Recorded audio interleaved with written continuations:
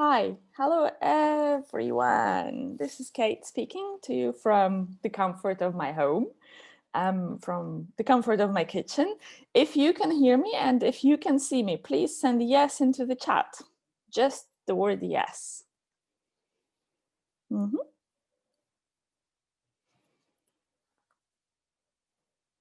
Yes, some people can hear me. Excellent. Thank you very much. Good. Okay, we'll be starting in a couple of minutes.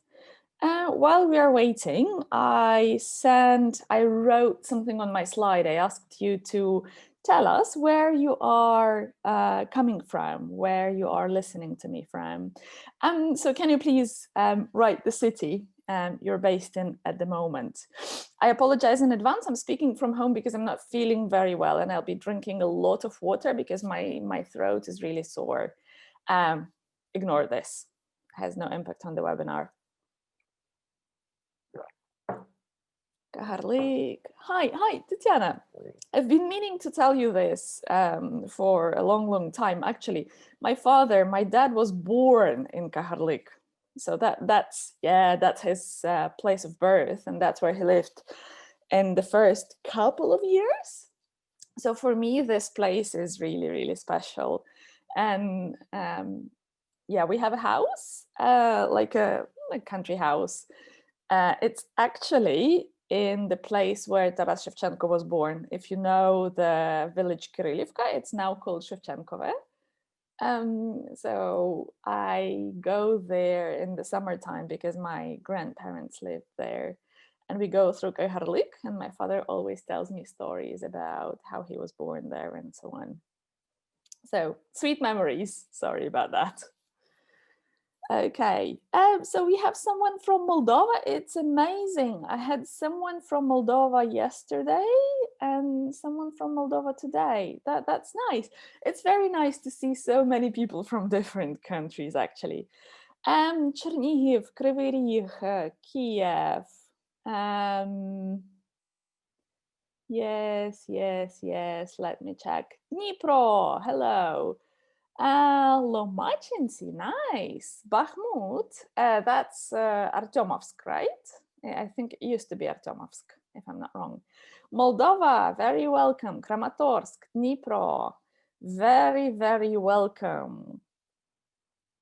Then come visit me. Tatiana, I'll let you know when I'm on my way through that, and we'll definitely meet there. Nikopol, very nice, great. Excellent. Odessa, yes. Originally from Lviv in Vietnam right now. Wow. Great. Thanks for finding the time. I understand the time difference. And I also understand that you've been spending quite a lot of time in front of your computer teaching online. So thanks. Thank you for listening to me here. Lviv, Sumy, so many cities. Very nice. Guys, I see so many familiar names and familiar faces in the pictures. It's very nice, and thanks very much for joining me here today. I remember I know all of you, and I'm very pleased that you're joining this webinar, and I hope you'll find it useful.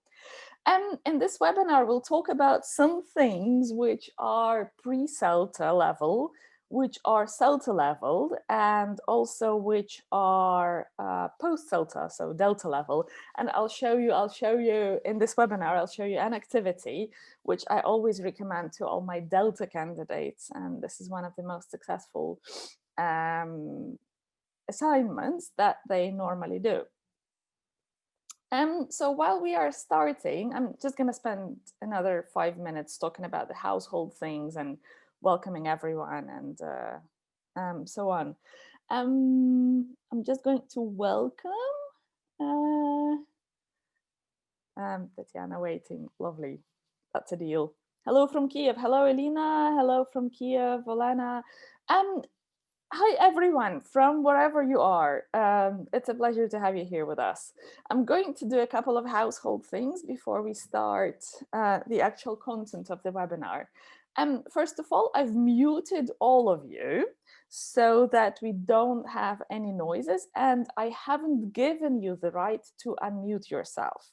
In this webinar, you're not going to be saying anything, okay? You're going to be writing things in the chat and responding using different emoticons. So we'll test this in a moment. So this is just to avoid some additional noises. Also, after we finish this webinar, not today, okay, please be patient with us, you will receive my slides, and my slides will have references to all of the books which I used in this research. So if you're interested, you will be able to Google them and find them and read them. You will also receive your certificate in an email and a couple of other useful links. But please be patient with us. This will not happen today. This will not happen immediately after the webinar. So don't worry if you don't receive your certificate and the email straight away. If you don't receive it by, say, end of Tuesday, please do send us an email. I'll give you the contacts and we'll sort it out. Oh, hello from Bangladesh. Wow, welcome. Kropivnitsky, very nice. Okay, so just some water. A couple more household things. I said that we're going to use the chat and some emoticons. So this is going to be an interactive webinar. If you want to just listen and if you do not want to participate, that's totally fine with me. I think I will have enough participants. But if you want to participate, can you please send yes into the chat so that I know you can use the chat and you want to participate. All right, I'm waiting for a yes in the chat. Lovely, Olga, thank you. Elena, thank you. Solomia, wow. I see some of my CELTA graduates, that's lovely. Nice. CELTA graduates and hopefully future CELTA candidates. I'm really waiting for you. Natalia, Lilia, Valentina, Hanna, Ludmila, Svetlana, Nasir, if I'm pronouncing that correctly, Katarina, Olha, Olena, lovely. Okay, thank you, thanks very much. Good to see that there are so many of you and that you are participating. Another thing I'd like you to do, can you please check the control panel, the menu, at the bottom of Zoom. You will see that it has mute, it has stop video, security, and then it has participants. Click on the participants, please, and you will see the full list. In this list, underneath the list actually, you will see little buttons. It's green yes, red no, go slower, go faster, more, and so on, depending on the language you're using. Can you please click on the green yes so that I know you can use this feature of Zoom?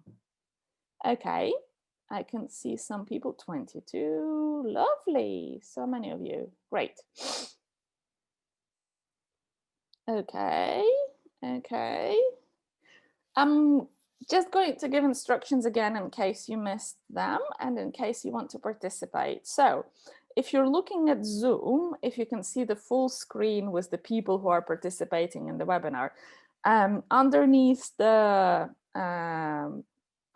those pictures, you will see a menu.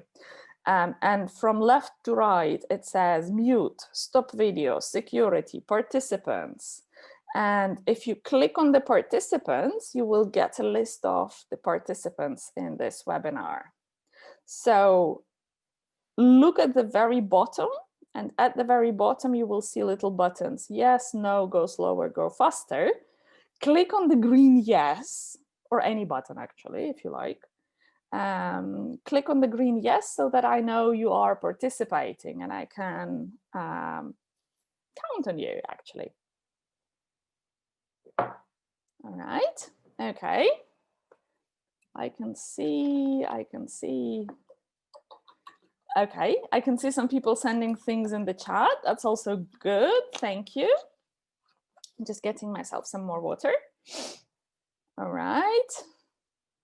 Excellent. Good. So let's start. From now on, we're going to work with the webinar, and we're going to work with the things I'm planning to tell you today. Just need a minute to share my screen. Over here. Okay, great. So, the power of context. And in this webinar, we're going to talk about context. And the things I promised to you are, we're going to examine what context is in general. We're going to look at the difference between the tasks which are supported by some good context and tasks where there is not enough context. We're going to check whether your tasks and the tasks we use are contextualized enough. And we're also going to find out how you can add some context and more meaning to your teaching. So hopefully by the end of this webinar, you'll get some practical ideas which you can use straight away. First things first, I'm going to show you a sentence. In this sentence, there is a gap, and I'd like you to fill in this gap with anything you like. It can be 1 word, 2 words, 3 words. It can be more than that. Please send your answer into the chat. I'm going to replace the gap with the word banana. I banana read or read that book. Okay, please fill in the gap. Please tell me what you think could go there. Okay, so I'm going to read your answers. I have read that book. I didn't read that book. I finally read that book. I don't want to read that book. I definitely read, or yeah, I definitely read that book. I've read the book. I like reading. Da, da, da. I'd love to read that book. I have read that book. I usually read that book. Interesting. I don't want to read that book. Going to. So many options. Good. Okay. Question. Oh, I used to read that book. I'll probably read that book. I've already. Excellent. Good. Tell me, why are you giving me so many options? It's a simple gap fill, and ideally there should be only one available. Why are you giving me so many? What's happening here? Answers in the chat. The context isn't specific. Yes, thank you, Yaroslav. That's right. The sentence here is limited, very much limited in terms of context. And therefore, you are able to give me so many different options. I'm going to narrow down the context and we're going to see how it works in reality. Next slide, a sentence with a gap. Please give me a word, 2, 3 words of how you would fill in this gap. Over here. I banana read that book. Is it good? All right. Your ideas, please, in the chat. I haven't read that book. I've never read that book. I plan to read that book. That's very nice. I'd like to read that book. Good. I haven't. Good. Okay. So generally, 2 options available. Either it's experience, yeah, I haven't, yeah, or it's my future plan and I'm asking for advice. Lovely, good. Next sentence, same thing. It has a gap in it. Please fill in the gap.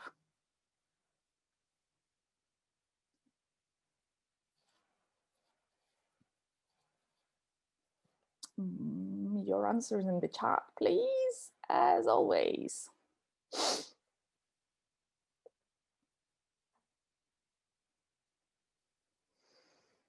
Okay, I won't read that book again. It was terrible. Good.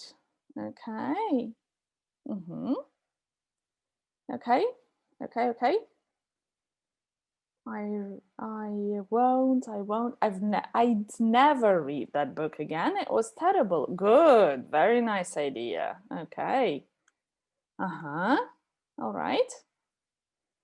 Okay. Cool. Won't, wouldn't. I've never. Okay. Very nice ideas. Thank you very much. One more sentence. Fill in the gap, please.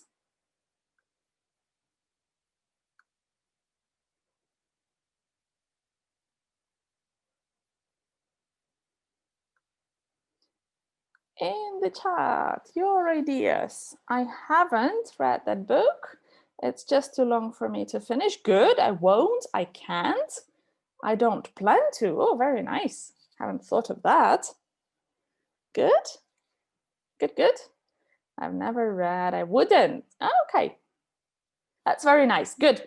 Yes. So we have a lot of different options with which we can fill in the gaps here, but okay, they are more limited than the options you were giving me in my first slide over here, right? Why is that? What did I do here? Answers in the chat, please.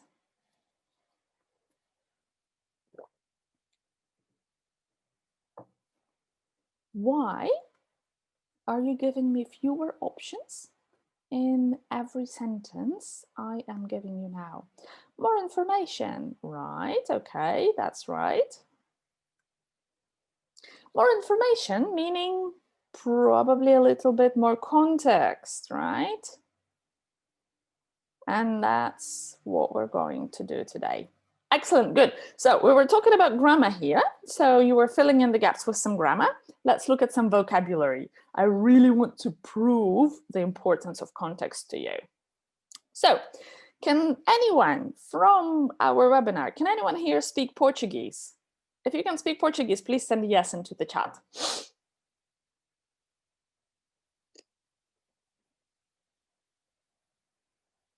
I don't see any yeses. Okay, so Portugal was my dream for a long time. I don't know why, but I visited it probably a year ago, I think, and I really, really liked it. And I was trying to learn a couple of words while I was there, and here are some of the words. Look at those 4 words and try to memorize them. I'm going to say them for you.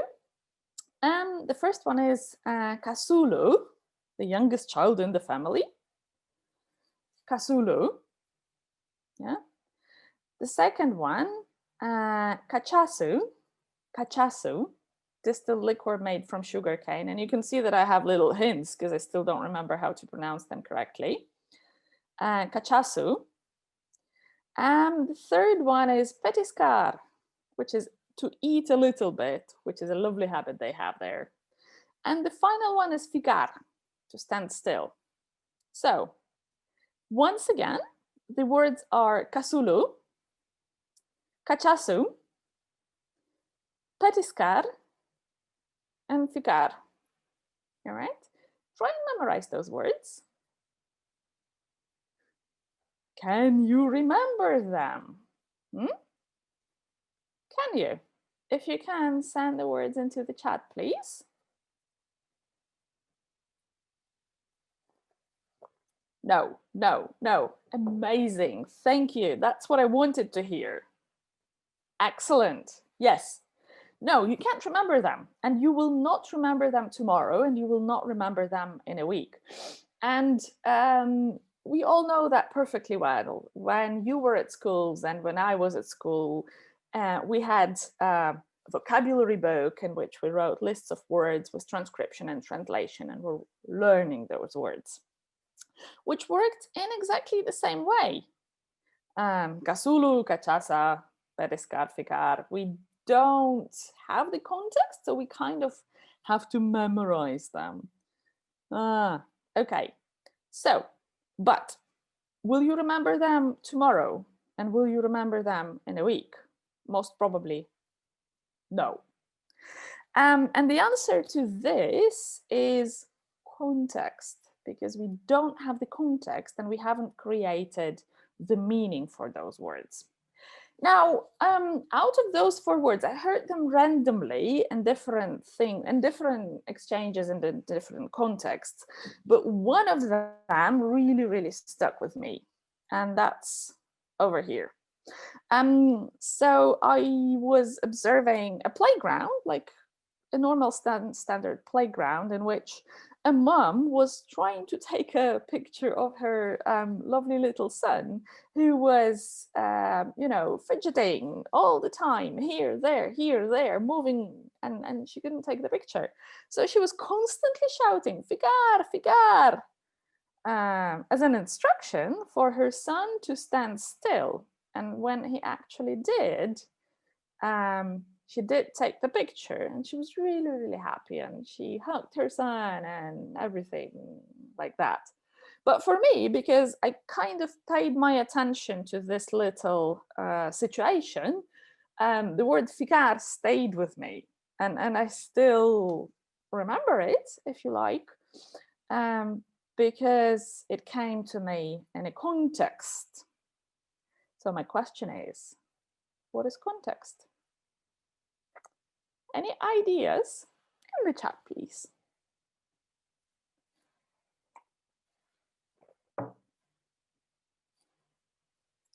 What is context? Short instruction in general. Okay, I'm not asking you for the words about this situation. I'm asking you about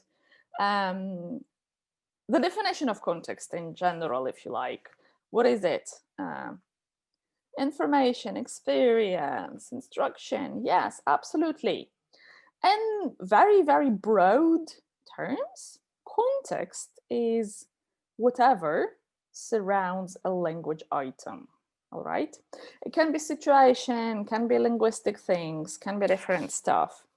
Let me analyze that a little bit. When I was doing, when I was giving you an example with grammar, I read that book, yeah, or I read that book. I gave you an additional sentence. So in this case, I gave you some linguistic context. We sometimes call it co-text because it's what happens before and after in the text. When I was giving you the situation with my vocabulary, this is contextualized learning environment. And this is a fantastic ability of the learners to pick up on the things which we don't instruct them on deliberately, but because of the learning environment, they pick them up. Some of the most amazing experiences are, you know, learners picked up the things which I was not presenting as part of the lesson. I was just clarifying because of their questions and stuff like that. So we have looked so far at 2 things: linguistic context, and we're going to analyze it later again, and contextualized learning environment. Those are not the only types of context which exist. We also have sociolinguistic and cultural context. They're very, very closely interconnected. Cultural context being, do you do this or do you say this in your culture? And sociolinguistic context being, how do you realize this in your culture? And we also have the schema, which I'm sure most of you are familiar with. Schema being some background knowledge which we bring in to any task we perform. And again, in very general, very broad terms, this is what context is like. When we are teaching our students, if we give them some knowledge, we're building a wall. And without some good context, the wall will have gaps, breaks. There will be bricks that are missing. And this normally happens because we lack the context. Let me show you how it happens, and let me show you how we can fix that actually. Here, look at the following clarification. This is a grammar clarification, very standard one. Is there enough context? Imagine you are pre-intermediate, intermediate level learners, okay? Forget that you're teachers and you know everything. I'd go over the speed limit if there weren't any speed cameras around. And I have the concept checking questions. Is this sentence about a real or imaginary situation? Is it about the past, the present, or the future? Do I go over the speed limit? And are there any speed cameras around? Can you, just looking at this slide, do you have enough information to answer my questions? Forget that you're teachers. Imagine that you are pre-intermediate, intermediate level learners. You don't know the second conditional yet. Okay, no. Some people are saying no, and yes, I fully agree. No, you don't have enough context, because if you don't know this structure yet, if you haven't met it before, if you haven't seen it, you won't be able to understand. Let's use infinitives. I go over the speed limit if there are no speed cameras around. Okay, so in the sentence present, past, future, real, imaginary, you don't know the grammar, so you can't figure it out. And that takes me to my first point. The power of context for grammar, especially for grammar clarification, is enormous. Let me show you how it's realized in the course books, and hopefully this will help see why a text-based presentation is a lovely lesson framework. Over here, so this sentence was taken from a text, all right? And the text is over here. So the text is generally a test, and the test is aimed at the following. If someone asked you if you were law-abiding, yeah, you'd probably say yes, but are you really? Yeah. Answer the questions and find out. And there's a number of questions. And we have the first question. Imagine you were driving and you were late for an appointment. Would you exceed the speed limit? And a number of answers. No way, I go over the speed limit. I definitely break the speed limit. If we read this text, if we've looked at it and processed the information, the following questions become meaningful. Is this sentence about a real or an imaginary situation, right? In the question itself, we have the word imagine. Imagine you were driving and you were late for an appointment. So if you look at that, you see that this is an imaginary situation. The second question, is it about the past, the present, or the future? And you look at the orange circle, which says if someone asked you if you were law-abiding, you'd probably say yes. Are you really? Answer these questions. And that gives us the context of the fact that this is something that happens in general, all right? So that's some general information. Probably present, probably future. The third and the fourth question, do I go over the speed limit and are there any speed cameras around? Yeah, you need to answer that question for yourself, yeah, first of all, and then to be able to answer that question in terms of the clarification. But in this context, yeah, in this sentence, I'd go over the speed limit. Do I normally do this? No, yeah. And are there any speed cameras around? Normally, no. Yeah, but, or normally, yes, actually. And if, when there aren't any speed cameras, I do that. But again, this is a hypothetical situation, so we don't know. We cannot answer questions 3 and 4. The point I'm trying to make here is if you give a sentence to your students and ask the concept checking questions about this sentence, the students haven't framed their mind to the idea in this sentence yet. And that's why they will be unable to answer your questions. Or they might be able to answer your questions, but this will be pure guessing. Let's look at some vocabulary clarification over here. I have 5 words and 5 definitions. Imagine you are pre-intermediate, intermediate level learners. You don't know those words. Encourage, allow, expect, refuse, resent. How do you complete this task? I think what you would do is pure guessing, right? If you don't know the word encourage and the word allow and say the other words, but you know the words refuse and resent, you would probably match refuse and resent, but the others, you would be choosing between the options which are left for you, and you would be purely guessing. How can we improve this? And this takes us to the power of context for vocabulary. This is a text that's taken from one of the course books, which I use quite a lot on my CELTA courses. So in this text, you have this vocabulary, and this is what I do. Parents expect kids to stay in and study every night, and they to let them play sport, watch TV, or listen to music. Yeah. Let's think about this gap and what should go there. So parents tell kids to stay in, and do they feel angry because someone made them do things? No.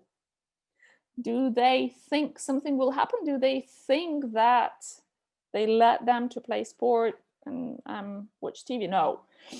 Do they say that kids may do this? If parents expect kids to stay in? No. So the answer is B. They say no to something.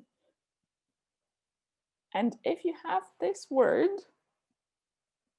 in the text, like I have the word resent, the word refuse, you are able to look at the definitions, take the definitions and put them in the right gap in the sentence. And this is how you are able to figure out the meaning of the word which you don't know. Keep in mind, you are a pre-intermediate level learner.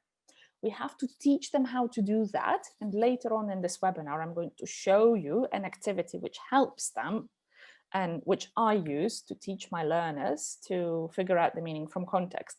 But the point here is, whenever we teach vocabulary, whether it's pre-teaching before reading, listening, whether it's just simple vocabulary clarification, we should always give the vocabulary in context, just as we do with grammar. Because otherwise we're not creating enough meaning for the students. And let's practice here. Have a look at this. This is an exercise, again, from one of the course books I use.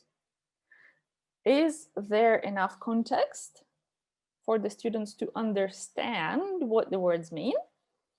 Or would you add or change something here? All right, I'm going to give you 1 minute to look at the sentences and send your answers into the chat, please.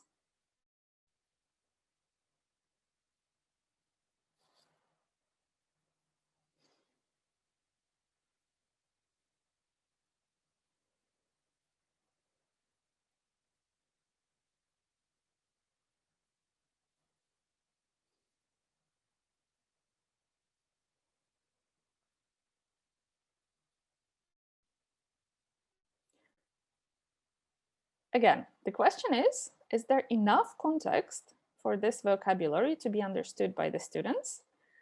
If not, what would you add? I'm going to show you my answers later, but I'd like to hear your ideas first. Okay, if we had answers to these questions, right, good, very good. Text, very nice. And this is what one of my CELTA graduates, very recent CELTA graduates did, and I'm going to share this text with you.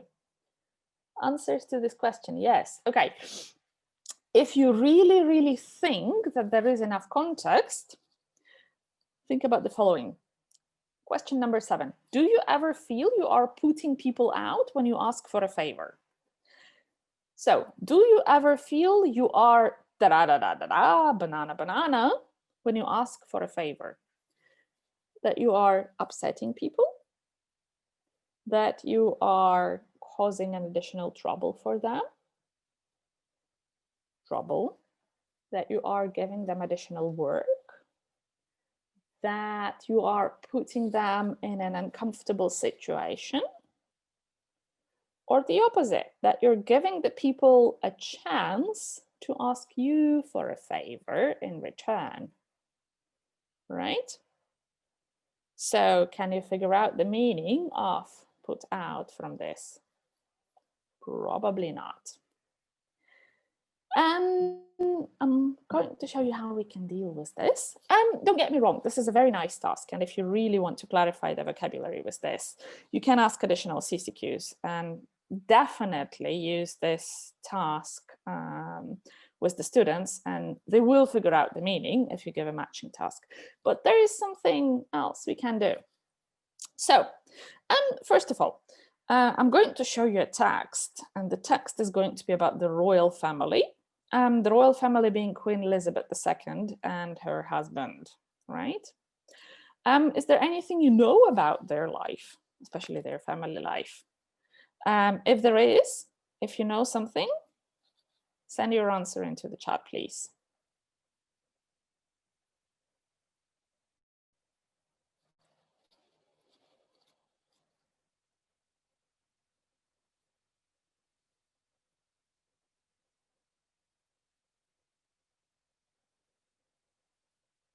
Just a bit, okay. Right, I'm not going to torture you. I'm going to show you the text, and the question is, read the text and decide if their family life is easy or not. Okay, I'm going to give you 2-3 minutes to read this text. And when you are ready, send your answer into the chat. Is their family life easy or not?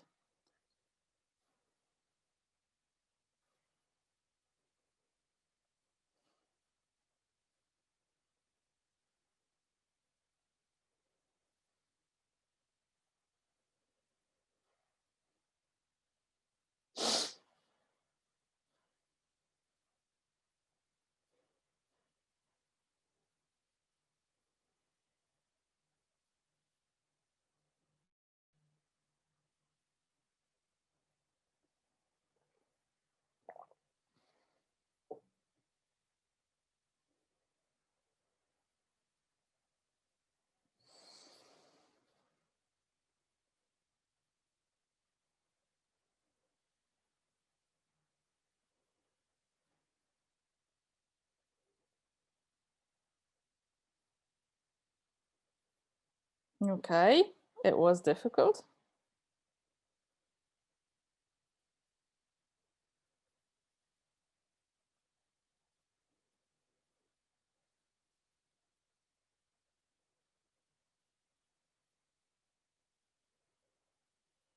All right, any more ideas?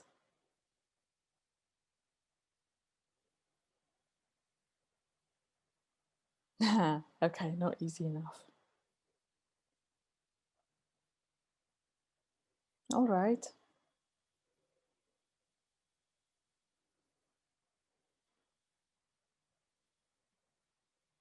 Yeah, absolutely. What helped you understand this? I'm going to answer that question, so don't worry. The engagement was not without difficulties.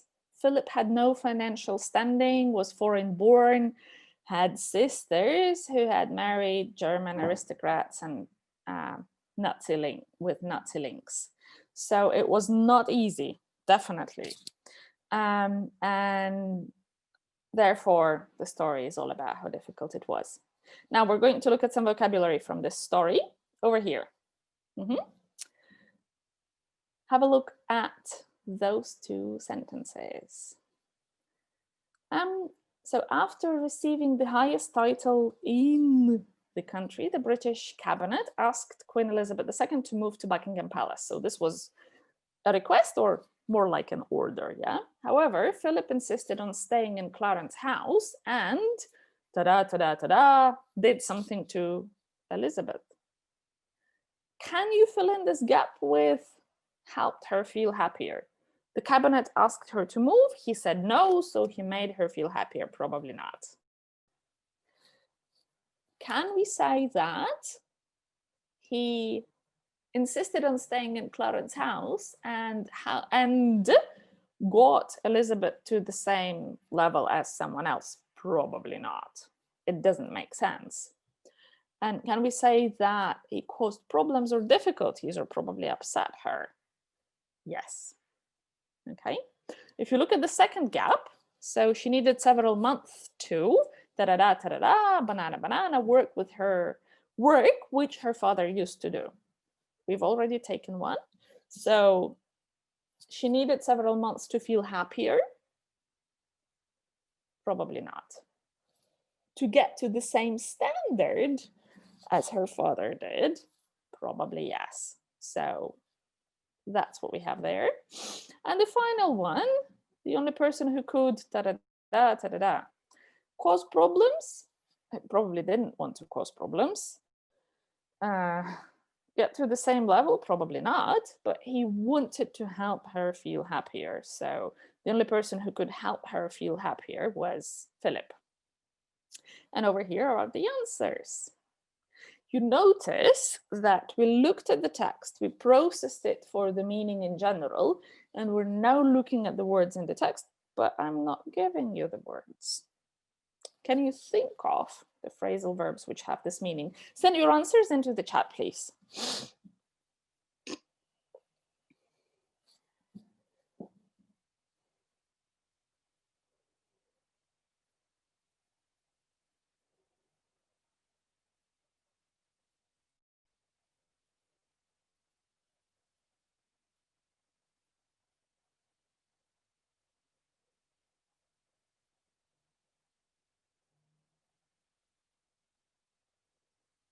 Very nice ideas.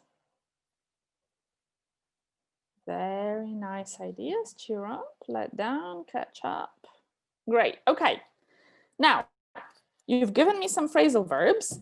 And here, generally, I created the situation, I created the definitions for you, and I created the need for the words. Over here are the words. Have a look.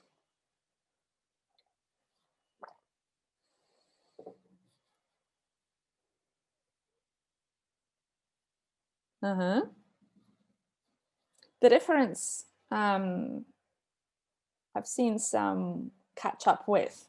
If you catch up with, you normally catch up with someone on the news. So you kind of get to understand the news they have. But you catch up on the work or the tasks or anything. All right, okay, good. So this is the activity which I promised to give you. This is the activity I use with my students to help them understand how to do contextual guesswork. Let me do it again. We read the text for the general meaning. General meaning. Is it easy or difficult? I gave you the sentences.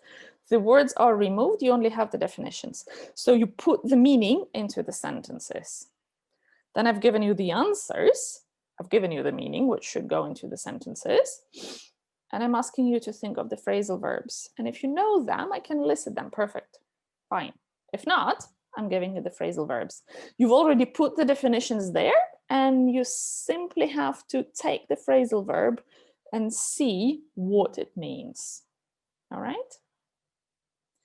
And those are the stages which we go through. And this is not something we do at pre-CELTA or CELTA level. This is something we normally do at Delta level. And some of the most successful assignments I've seen have been on helping the learners figure out the meaning from context during reading or listening. But let's practice more. Let's practice with the grammar. Question, when do we use the present perfect? Answers into the chat, please.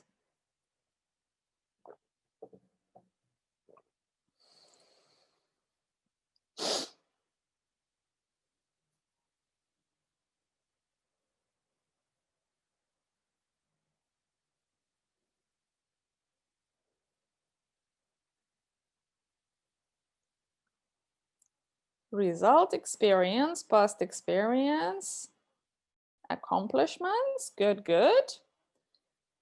All right. So I've looked at different grammar books, reference books, and I've chosen the Grammarly website. And it says there are two meanings in general from present perfect: an action or state that occurred at an indefinite time in the past, or an action or state that began in the past and continued to the present. All right, so two meanings. Everything else stems from them, but those are the two very general ones. I've given you examples here. We have talked before. When? We don't know. Yeah. And he has grown impatient over the last hour. So it kind of continues to the present. Question: what context would you choose to present the present perfect at A2 level? All right, your ideas into the chat, please. What context would you use?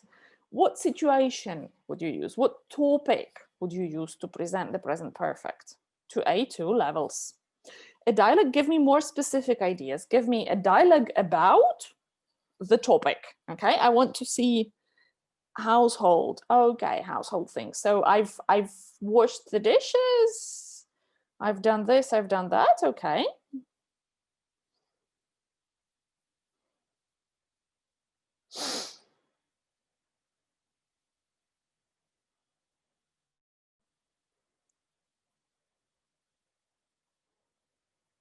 Food, cooking, traveling, hobby. Good. If you think about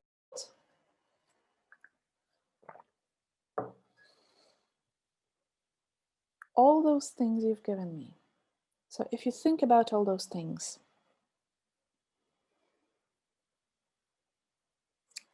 can you present both meanings in this context? Probably not.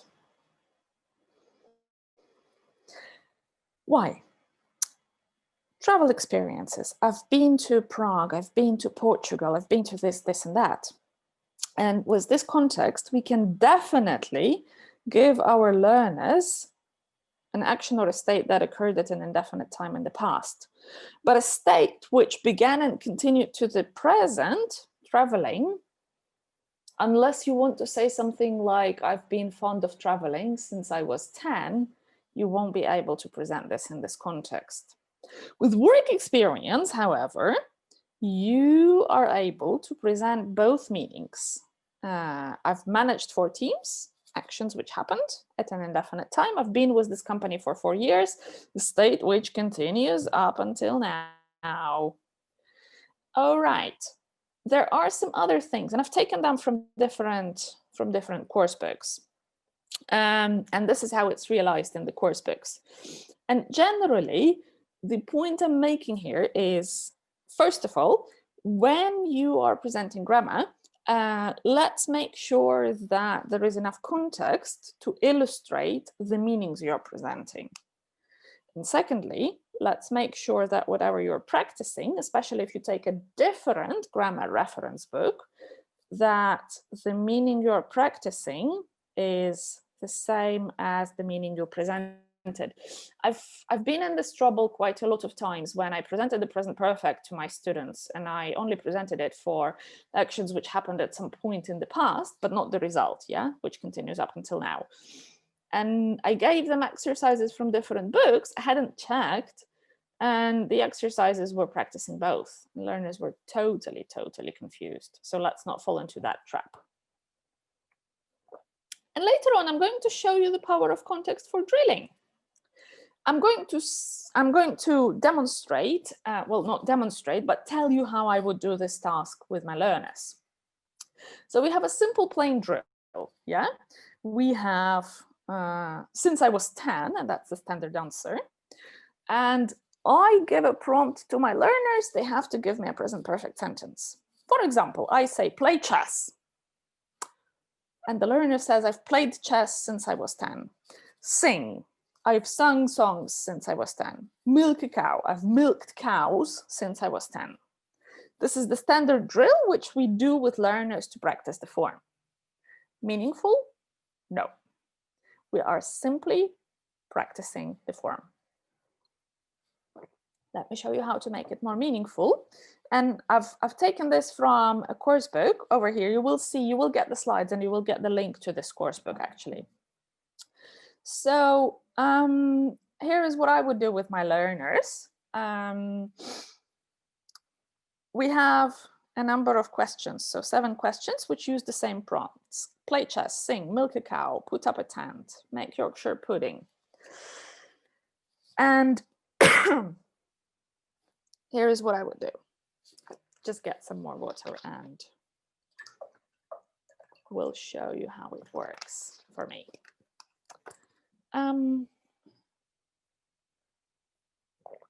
Okay, so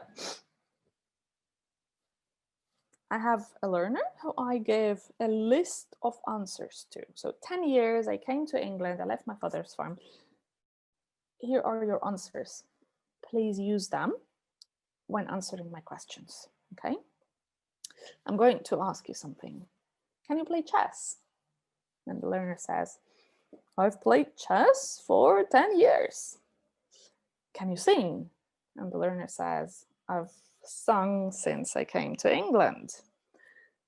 Could you milk a cow? And the learner says, I've milked cows since I left my father's farm. And this is how we continue. Probably with 3 sentences, that's enough. And I say, okay, you're going to work in pairs. The first person, you have a number of answers. Use them to answer the questions. The second person, you have a number of questions. Can you play chess? Can you sing? Can you milk a cow?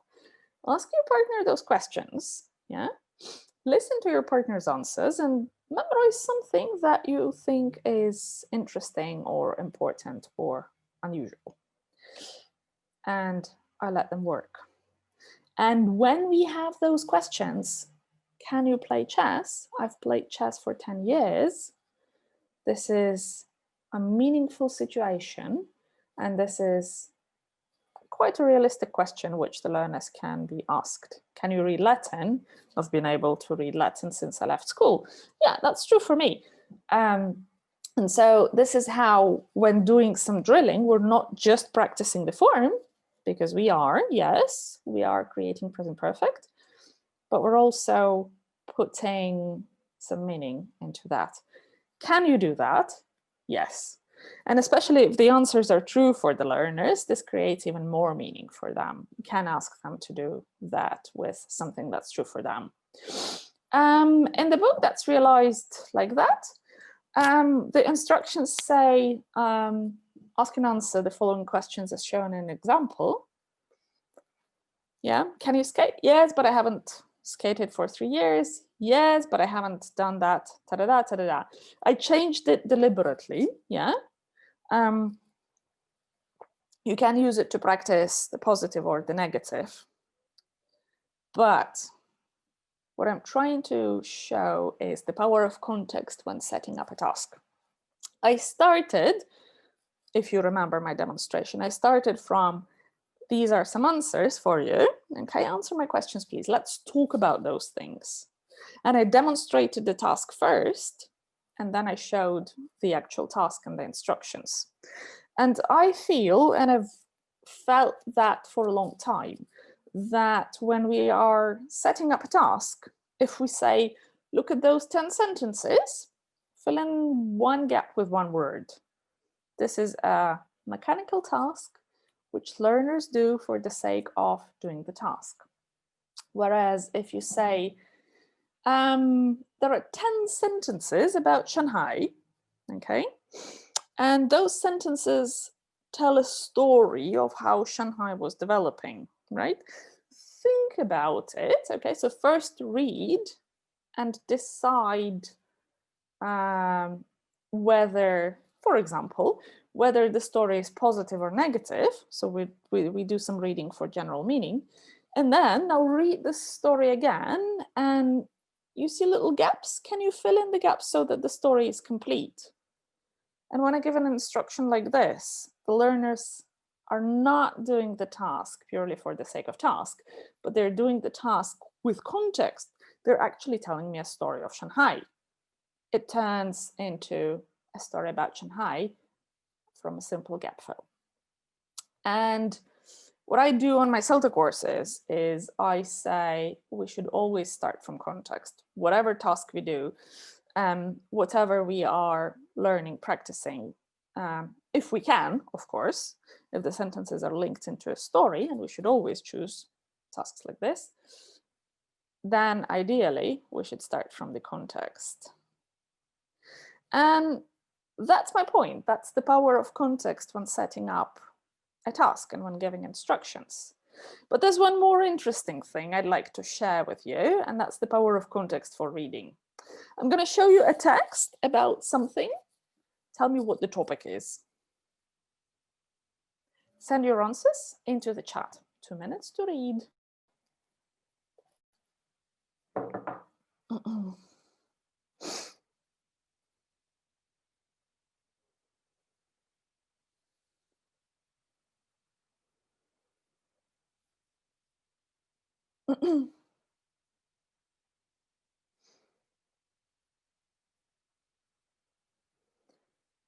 If you don't know the topic of the text, please send the words "don't know."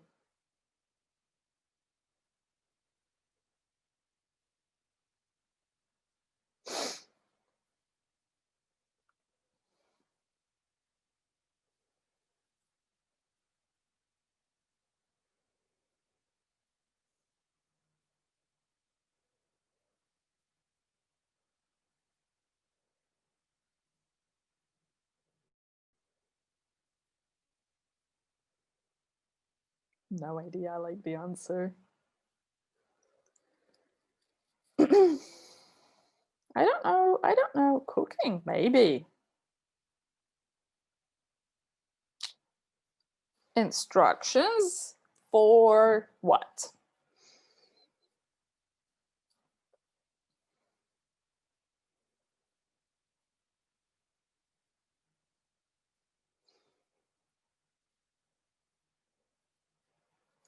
Don't know. Don't know. I'm going to give you a different instruction. Read the text using my other instruction and answer the question. Over here.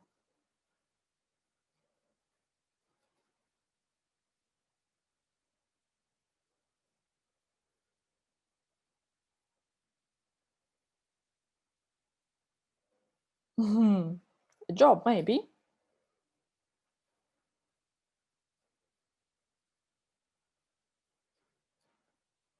Can it be changing a tire? Probably not. Because we don't normally arrange things into different groups. Can it be washing the dishes? Probably yes, we do arrange things into different groups. But would you say that over here, a mistake can be expensive as well? Probably not. Washing the dishes, break a cup, it's not expensive. But doing the laundry, yes, that's definitely more expensive. And the point I'm trying to make here is when we give our learners a reading task or a listening task, if we don't frame their minds towards what exactly they're going to hear, whether that's a conversation in an office or a conversation in the street or something like that, a conversation about work or a conversation about laundry, the learners might not be able to make the meaning of the whole conversation. Please, please, please, whenever you do a reading or a listening task, always have a pre-listening or a pre-reading stage in which you could show pictures to introduce the topic, talk about the people who are either writing or are either speaking or are speaking,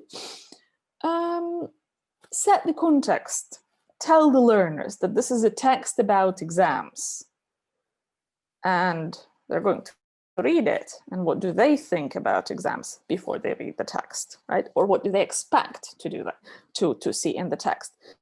But please, please always frame the learners' minds, because unless we do that, they won't be able to figure out the meaning.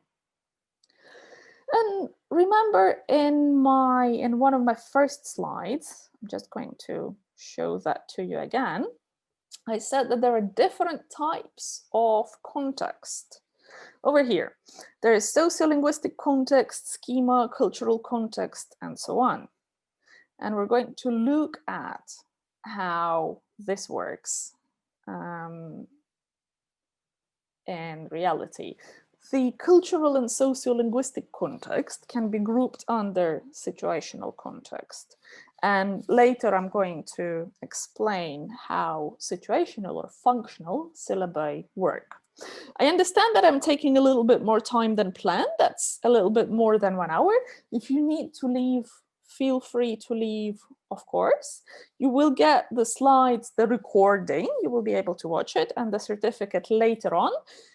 Please wait until Tuesday. If you don't get it by Tuesday, do send us a message. Until then, please don't worry. We are still preparing the emails for you. Situational context. Here is the situation. Imagine you are working for a company and an unexpected and an urgent request from the CEO means that you would like your secretary, Jenny Smith, to stay late tonight and help you prepare a report. You have worked with your secretary for 3 years. She's very nice and everything is good. Discuss with your secretary if she can stay on at work for 2 extra hours. That's the situation, that's the task, all right? Now, my question to you is, have a look here. Where do you think your conversation with your secretary will happen? When do you think it will happen? Morning, evening? How? Are you going to text her, send her an email, ask her to come to your office? Are you going to come to her office? Are you going to ask her to come to your office, or are you going to go to her desk? What's the relationship between you and your secretary? And how do you and your secretary feel at the beginning? So let's answer those questions in the chat and let's set the context first. So where do you think this conversation will be happening? Send your answers into the chat, please.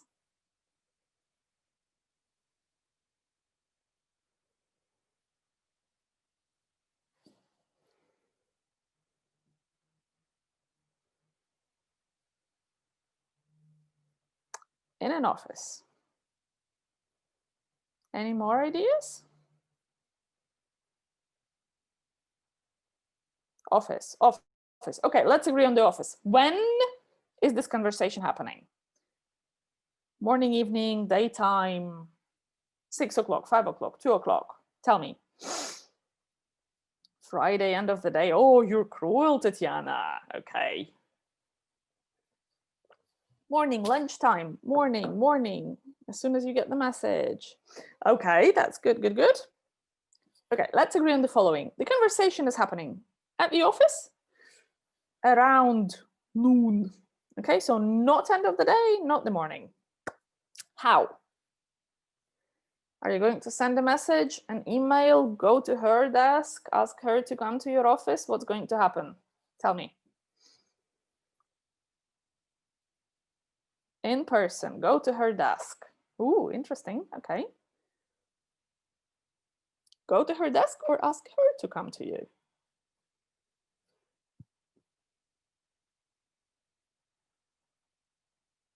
Ah, drinking coffee together. Very nice. Very nice. Call her. Right. Let's agree on the following. The conversation is happening face to face. Okay. You have come to her desk. You're very close. You know that the office is the same, so it's no problem. It's no additional bother for you. What's the relationship between you and your secretary? Your ideas, please.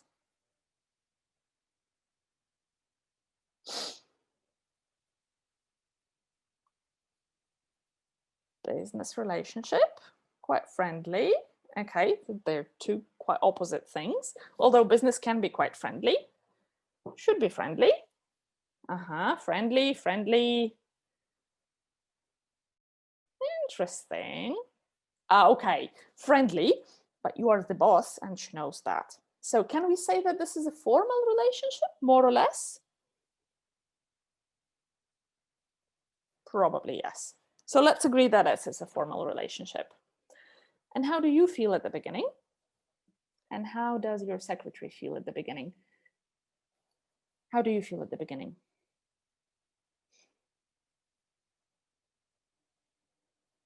How do you feel when you have to ask your secretary to stay on for 2 extra hours? Uncomfortable, unpleasant. Fully agree. Yeah. Yeah. Yeah, she supports you. You're sure, definitely, but the feeling is quite negative. Okay. How does your secretary feel? What do you think? Yeah, she's not happy. I wouldn't be happy. Trust me. Yeah, stressed, unhappy. Oh, not again, not again. Surprised. Yeah, absolutely. So the feelings are quite negative here. Good. Okay, let's stop this here. How would you expect this conversation to develop? Please think about it and send to me in the chat, please, the words which, in your opinion, you would say to your secretary. Okay, starting from the very beginning. Yeah, of course, you wouldn't say, "Hi, Jenny, you've seen her today." But how would you start the conversation? What would you say in this conversation? Send me the sentences, please.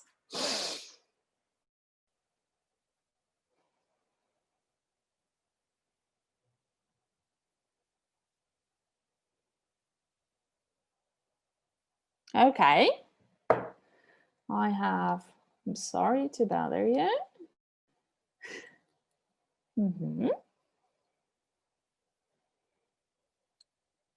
Okay, those are ideas from my yesterday's webinar, so don't worry about that. We need to talk. Very nice, Solomia. Lovely to see you, Solomia, by the way. Solomia, Yaroslav, I can recognize all the names. I remember all of you, and Natalia and everyone. So thanks for being here. Okay, I'm really sorry. Oh, that's very nice. I like that one. Okay, there's something I'd like to ask you about or to ask you for. Good. Would you mind staying? Good. Oops. Do you have any plans for tonight? Very nice one. Yes. Although, for me personally, a little personal hint. When some of my friends call me and say, "Hi, what are you doing tonight?" The question I have is, why are you asking? Because I want to reserve the right to say, no, I don't want to go out. No, I don't want to go to the theater. And when the people start from asking, do you have any plans for tonight? If I say no, then I'm definitely free. And I have to say, simply, no, I don't want to go to the theater. That's a little bit awkward. So we normally ask from the actual question. Would you like to be promoted? Very nice. Manipulation. Happy Halloween. Yes, happy Halloween. All right, good. Okay. And I always support you. So today I need your help. Very nice ideas, Tatiana. Oh, okay. So that's something even more manipulative. Okay, from all those sentences you see here, yeah, we can conclude that this is what we think. When I asked my colleagues, my UK-US colleagues, to role play this conversation, here is what I heard. I was wondering if you by any chance have some time tonight to help me. I really hate to do this to you, but I have to ask you to do me a favor. I hope I can count on you. This is a big deal for me. What difference do you notice between the answers you've given me and the answers I have from my US and UK colleagues? Cultural, absolutely. when we were giving our answers, and I did exactly the same thing. I planned exactly the same answers. In our culture, it's less relevant to ask longer questions and to be this polite. In the UK and the US context, it's more important to use longer sentences, and it's more important to use those frames. So when we listen to a conversation there, we get the idea of how those speakers realize those functions. And this is the general idea, and the task I showed you is the general principle of the functional syllabus. Or situational syllabus, in which you start from a situation, you create a situation, and you ask the learners to, first of all, break it down into, when, where, how, who, blah, blah, blah, and then give you what they expect to say or to hear there. You can even ask your learners to role play the full conversation and get the words onto the board. And then you show them the real example, and the learners have to compare and contrast what they said and what happens in reality. And here, this works from sociolinguistic context and cultural context, because what we did here is we did not frame our minds into the UK and US context. We used the sentences which we would use in our culture, and we translated them into English, apart from a couple. Yes, a couple were very relevant. But in general, when we do this to our learners, when we give them a situation, they do it, we script it, and we show them how it happens in reality. This gives them some immediate understanding of where they are and the feeling of, this is what I've learned. And this is how the context, especially the sociolinguistic context, helps us be more relevant to our learners. You'll be able to find this task in the book. It's actually not the book, it's actually ALT journal. Yes, that's an ALT journal. And if you want to read more about it, then please definitely do. I have a question in the chat. Is it effective to utilize course books to develop students' speaking skills, or just speaking lessons? Definitely very, very effective. Course books, let's keep in mind, course books have been written by professionals. Course books have been aligned to the CEFRs. Course books answer the questions we, as practicing teachers, are sometimes unable to answer. Yes, whenever you can, use a course book. Don't create your own course. It's all been done for you before, so why not use it? You can develop speaking with course books in a lot of different ways. Even simple pair checking.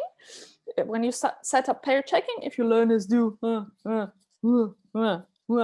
okay, you can say, okay, don't look into each other's books. Say your answer, say I agree or I disagree because. And this is how you help them develop some speaking. But I'd like to summarize the points I was making about context. So we've looked at some vocabulary and grammar clarification, and we've hopefully decided that if we give isolated words and definitions, this doesn't work because this is pure guessing. If we give sentences with no context and ask CCQs, this works as pure guessing for grammar. So before the students can look at the grammar or vocabulary, they need to process the whole thing for the general meaning. And then we need to direct them to the text all the time so that they can use the context. Or actually also, what you can do is, normally in course books, those are text-based presentations. You can create your own situations, but they have to be meaningful enough to show the meanings which you are trying to work with. When setting up tasks, it's best to start from context if you can. It's best to demonstrate the task, and then the learners will be able to better process it. And definitely teach the learners some sociolinguistic context. I really don't like getting emails which say, please check my written assignment. Why are you giving me an instruction? It's okay in our culture, but if you are speaking English, we should be trying to follow the standards which are present in that culture. So instead of that email, I would prefer to get an email saying, hi, I'm attaching my written assignment. Do you think you could have a look at it whenever you have the time? Thanks. And that whole thing gives the same message. Please look at my written assignment. But the frame, the sociolinguistic context, makes it more polite. So context is everywhere, and context is everything. If we say one word, it doesn't make sense. Book, is it a verb? Is it a noun? But if we use it in a sentence, and if we use it in a text, it gives more meaning. And this is what helps our learners memorize and use the language much better. Please always use context whenever you can.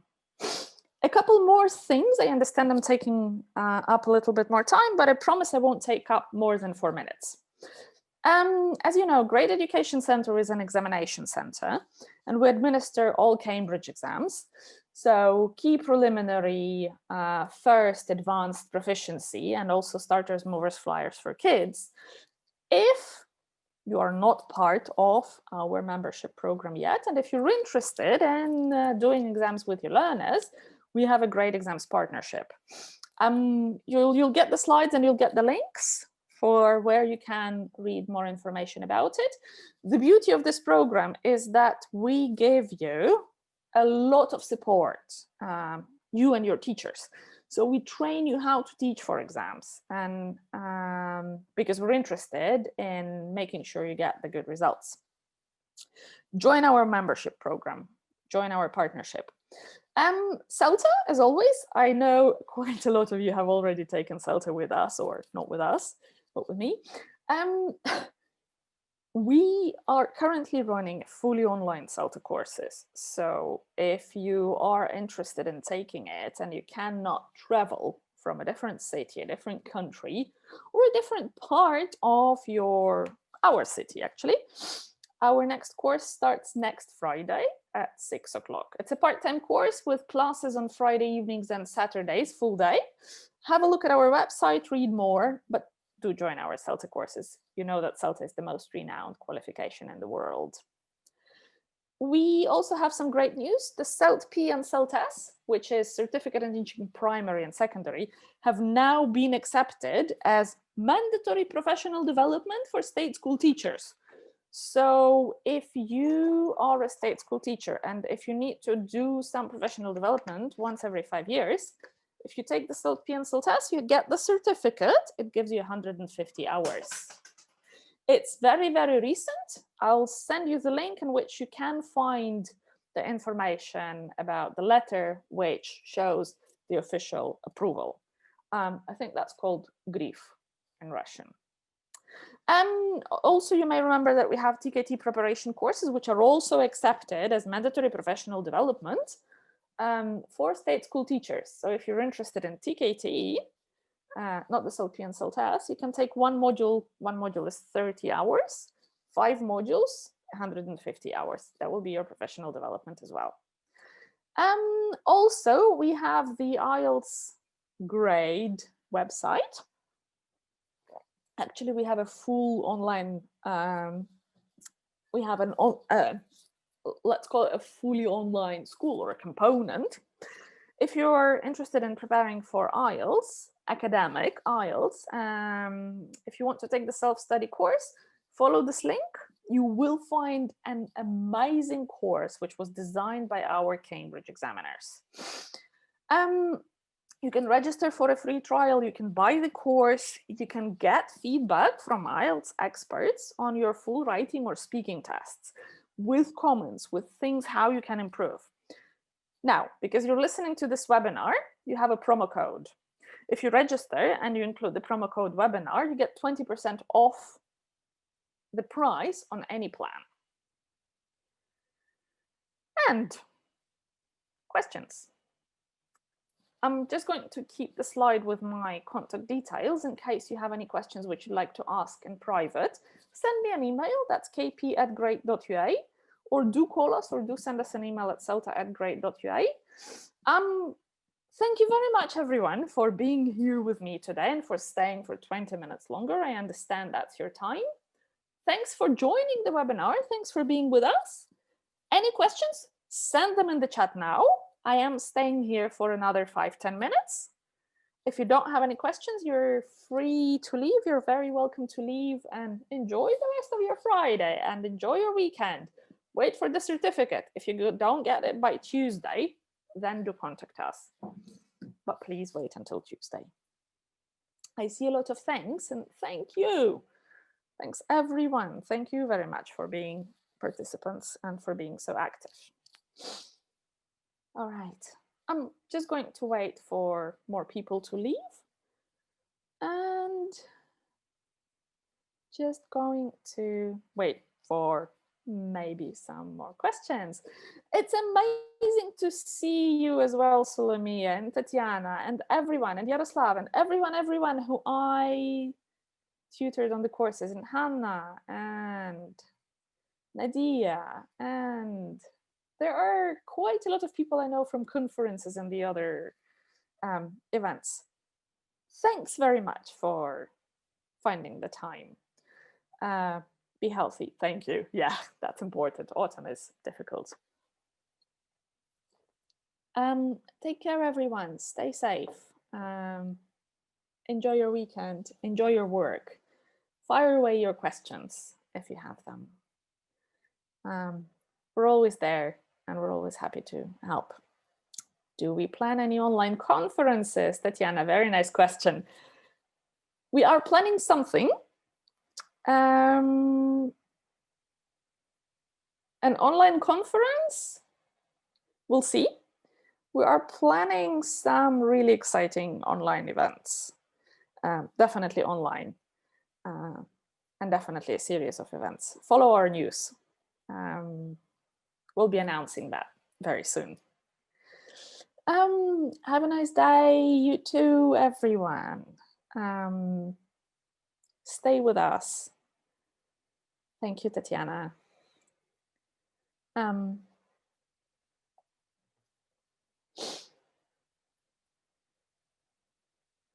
Do stay with us. Do join more of our events. Do join our grade teacher training Telegram channel, and do sign up to our emails. If you go on to the website, you will see the section where you leave your email and you can sign up to keep getting our emails. Great. Okay, I see you have no questions. If you do have any questions still, please do send them to me, and do send them to me in an email and I'll be happy to answer them. Otherwise, I'm going to leave now, and hopefully you will get on with your tasks as well. I'm just going to make my colleagues who are moderating the chat a host. All right.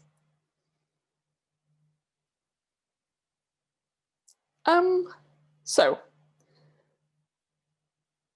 I'm going to leave now, and I'm leaving you with hopefully some positive emotions. Again, thank you very much for being here with me today, and thank you very much for participating.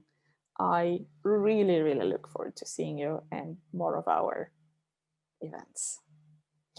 Bye-bye, everyone.